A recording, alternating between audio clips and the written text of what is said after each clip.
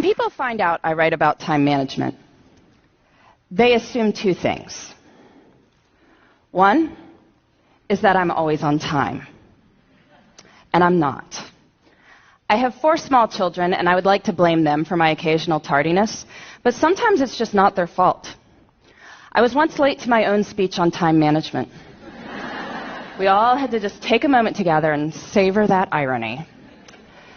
The second thing they assume is that I have lots of tips and tricks for saving bits of time here and there. And sometimes I'll hear from magazines that are doing a story along these lines, generally on how to help their readers find an extra hour in the day. And the idea is that we'll shave bits of time off everyday activities, add it up, and we'll have time for the good stuff. And I question the entire premise of this piece.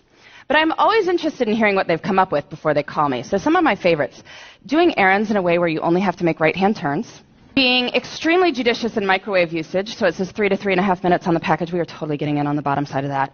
And my personal favorite, which makes sense on some level, is to DVR your favorite shows so you can fast forward through the commercials. And that way you save about 8 minutes every half hour.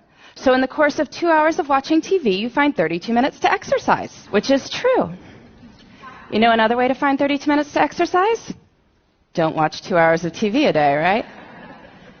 Anyway, the idea is we'll save bits of time here and there, add it up, we will finally get to everything we want to do.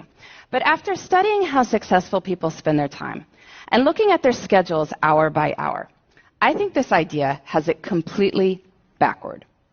We don't build the lives we want by saving time.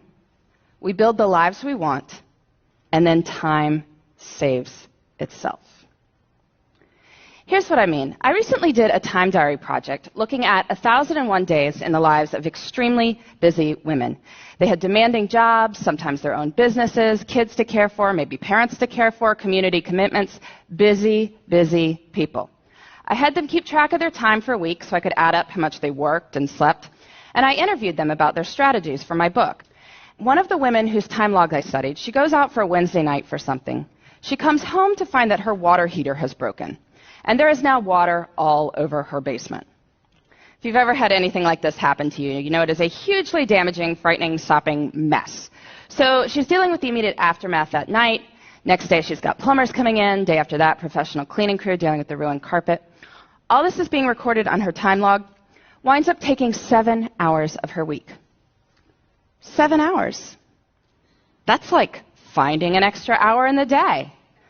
But I'm sure if you had asked her at the start of the week, could you find 7 hours to train for a triathlon?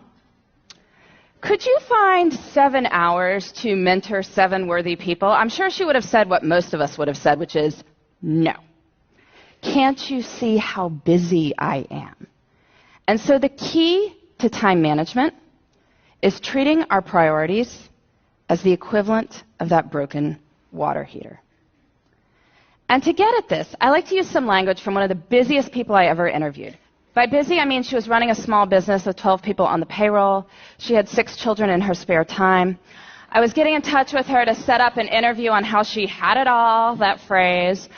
I remember it was a Thursday morning, and she was not available to speak with me, of course, right? But the reason she was unavailable to speak with me is that she was out for a hike, because it was a beautiful